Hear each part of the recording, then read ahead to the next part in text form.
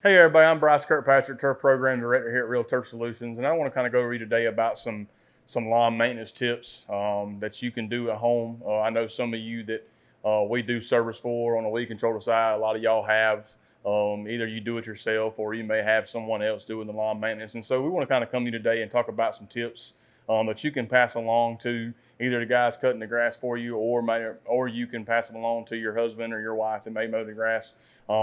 There's a couple of things you want to keep in mind this time of the year. Yes, the grass is starting to grow. We're finally starting to see these warmer temperatures. It's finally May. We're here. The year's almost halfway over with. But you want to keep in mind when you're mowing the grass, you want to make sure that you're always conscious of kind of the timing of mowing the grass. I know everybody wants to get out there before the sun rises really high, so it's not really hot, but you want to make sure that if you are going to plan on cutting your grass early in the morning, you want to make sure that irrigation system didn't run the night before. You can control that by your irrigation controls. If you have any questions about that, we'll be glad to help you in that situation. But you want to make sure there's not a whole lot of moisture on the turf.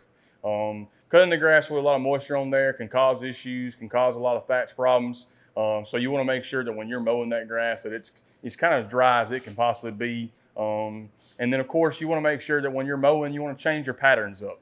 You want to make sure that you're not cutting the same exact way. I know some situations in some yards, you may have a sloped area and sometimes it may be harder to cut certain ways, and so sometimes you may end up cutting the same way. But if you can possibly try to change up that pattern some, you want to make sure you can either cut diagonally to the house or you can cut parallel or even straight up and down. Those are some proper techniques of what we try to use here at Real Turf Solutions. And then of course, the big key to healthy turf is keeping those blades sharp. I know a lot of you kind of get that feeling, oh, I cut my grass once a week or every 2 weeks, and that usually lasts me a while. But you'd be surprised how dull those blades get over a couple mowings of cutting, especially if you got a sandy yard or if you got a lot of sticks and stuff that you kind of mow over top of.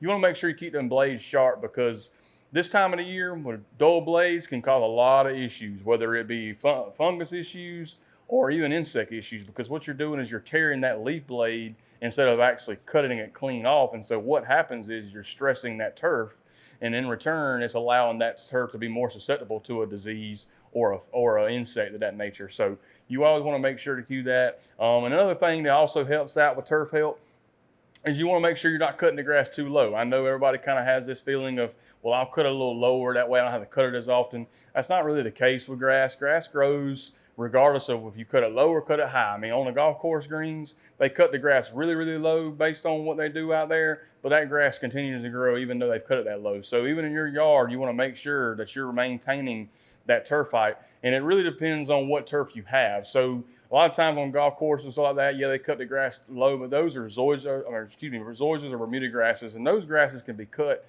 relatively lower than you can centipede or St. Augustine. So if you have centipede or St. Augustine, you want to make sure you cut those grasses a little bit higher, because you really not want to take but just a little bit of the tip off each time, because that allows that plant to not have to use so many carbohydrates to do photosynthesis, kind of grow itself, and it allows that grass to be a lot more healthier than if you was just mow it clean down to the dirt almost and allow those disease or funguses to be able to take hold of that turf. So if you have any more questions about proper techniques of cutting your grass, you want to reach out to us, feel free to give us a call at 478-988-0043. We'll be glad to answer any questions you have or come out and take a look and make any recommendations. And as always, we appreciate your business and thank you for watching.